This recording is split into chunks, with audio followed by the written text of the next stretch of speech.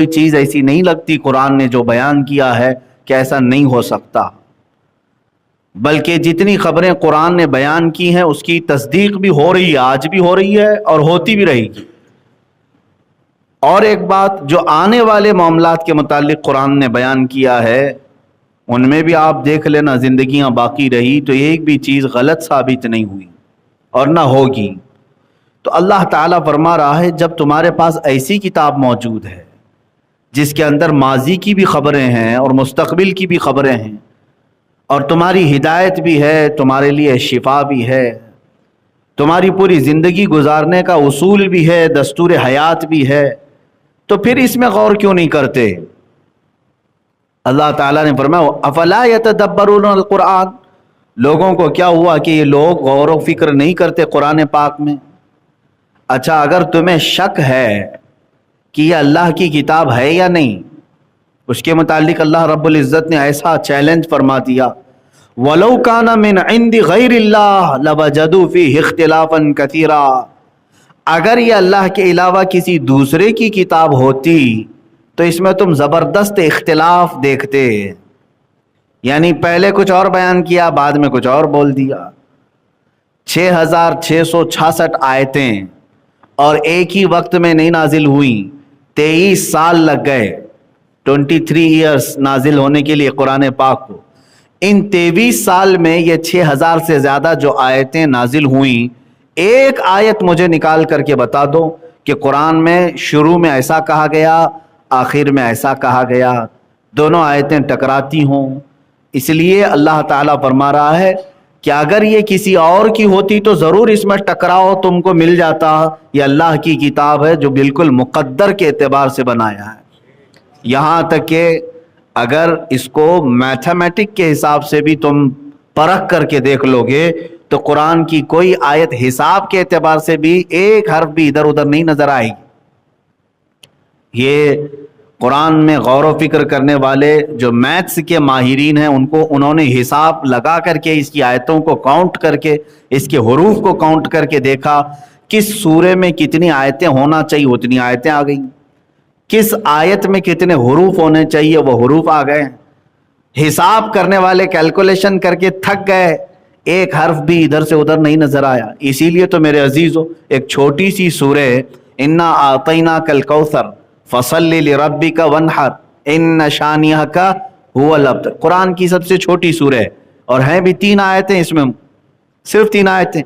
آپ کو ایسا لگتا ہوگا کہ ایک چھوٹی سی سورہ ہے، چند حروف ہیں، چند آیتیں ہیں، لیکن جو عربی داں ہے، جو عربی کے نشیب و فراز کو جانتا ہے، وہ اس کی حکمتیں جانے گا کہ اس کو کیسے پیرویا گیا ہے، 3 آیتوں میں کیا کیا معنی بیان کر دیے گئے، یہ عرب ہی جان سکتے ہیں۔ اسی لیے اس سورے نے ایسا چیلنج کر دیا تھا عرب میں، پہلے عرب میں دستور تھا جو بڑا شاعر، جو سب سے بڑا شاعر ہوتا اور اس کا شعر سب سے ہائی لیول کا ہوتا، اس کے مقابل میں کسی کا شعر نہیں ہوتا، تو اس کو چیلنج کرنے کے لیے وہ خانہ کعبہ کے دروازے کے پاس لا کر لٹکا دیتا، وہ شاعر لٹکا تھا۔ اگر اس کا کوئی جواب لکھ دیتا تو پہلے والے وہ شعر اتار لیے جاتے، دوسرا والا لگا دیا جاتا، وہ چیلنج رہتا۔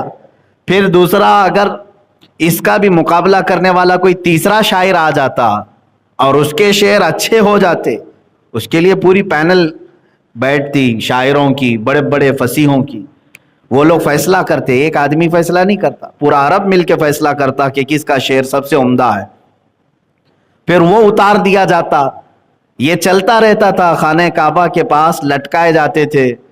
جب یہ سورہ نازل ہوئی میرے آقا صلی اللہ تعالیٰ علیہ وسلم نے یہ 3 آیتیں لکھوا کر کے خانہ کعبہ پر لٹکوا دیا، جاؤ اس کو لٹکا دو۔ جب یہ لٹکایا گیا، 3 ہی آیتیں تھیں، ظاہر سی بات ہے اب جواب آنا چاہیے، اب اس سے بہتر جو لکھ کر کے لائے گا تب یہ اتارا جائے گا۔ تو سارے شاعر آئے اور ان سے بن نہیں سکا کہ اتنی چھوٹی ایک 3 آیتوں میں سمندر کو پیرو دیا جائے، اتنے بڑے معنی اس کے اندر رکھ دیے جائیں۔ اسی لیے میں کہہ رہا ہوں میرے عزیزو، آپ تو غور و فکر کرتے نہیں قرآن میں، تو سمجھ میں کہاں سے آئے گا کہ عربی کی بلاغت کیا ہوتی ہے, فصاحت کیا ہوتی ہے, عربی کے اندر باریکیاں کیا ہوتی ہیں, یہ عربی پڑھنے والا سمجھ جائے گا. تو بہت شاعروں نے دیکھا مقابلہ کرنے کی, آخر میں بہت بڑے شاعر کو بلایا, سارے لوگوں نے مل کر کے اس کا جواب لکھو.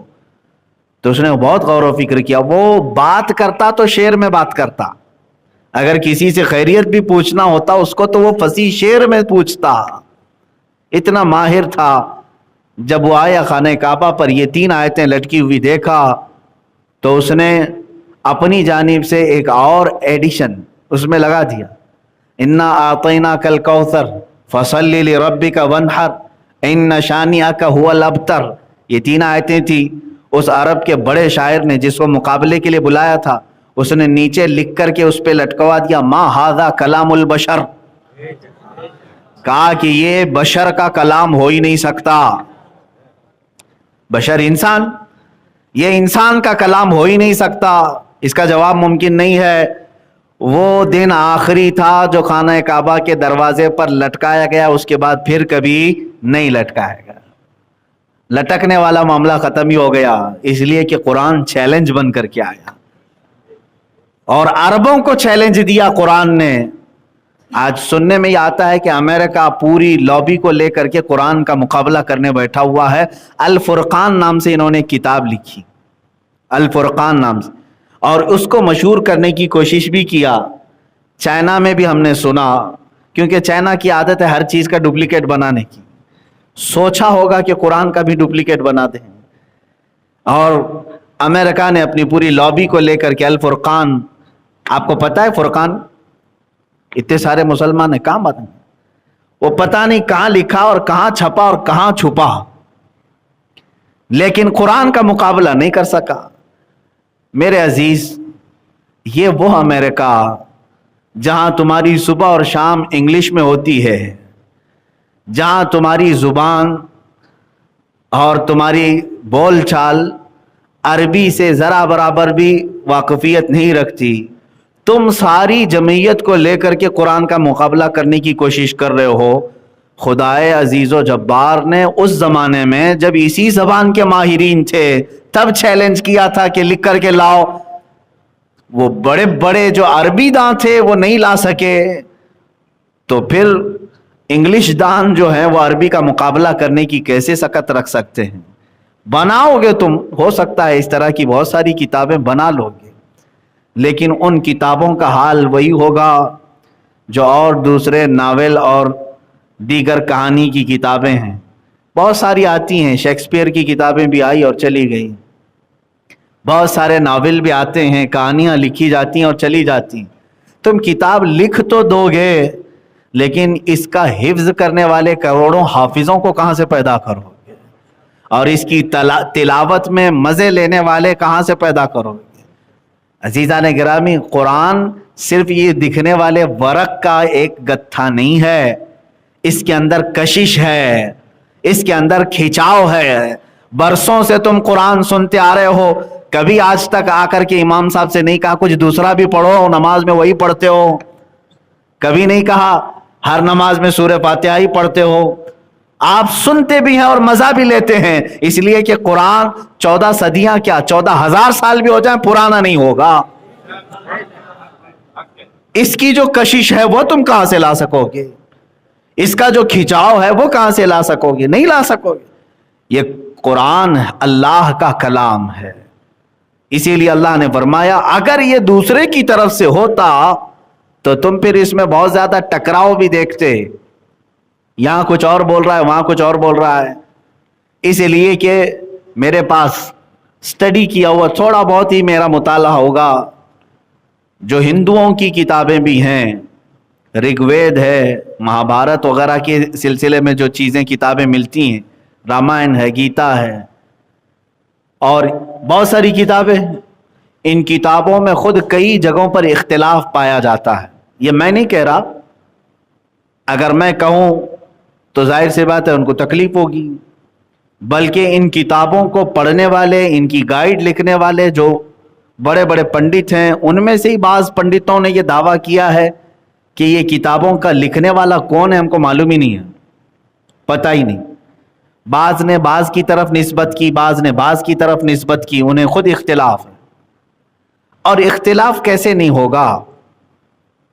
ظاہر سی بات ہے اس کی حفاظت نہیں ہو سکی، الگ الگ جگہوں پر الگ الگ بیانات آ گئے۔ اسی طرح بائبل کی بات آپ لے لیں، انجیل جو تھی وہ اللہ کی کتاب ہے، لیکن بعد میں عیسائیوں نے اس میں جو خرد برد کیا ہے وہ آج صاف نظر آتا ہے۔ کچھ پرانی انجیل کو اٹھائیں تو کچھ اور دکھتا ہے، نئی انجیل کو اٹھائیں تو کچھ اور دکھتا ہے۔ اسی صفحے پر اسی لائن میں پہلے کچھ اور آرڈر دکھ رہا ہے، آج کچھ اور آرڈر ہے۔ تو اس سے پتہ چلتا ہے کہ ایک کا لکھا ہوا نہیں ہے، اس میں خرد برد ہوا ہے۔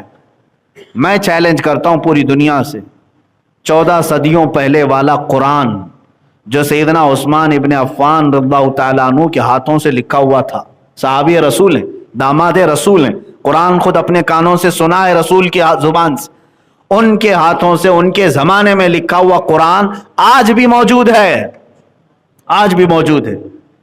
ترکی کے میوزیم میں موجود ہے قرآن۔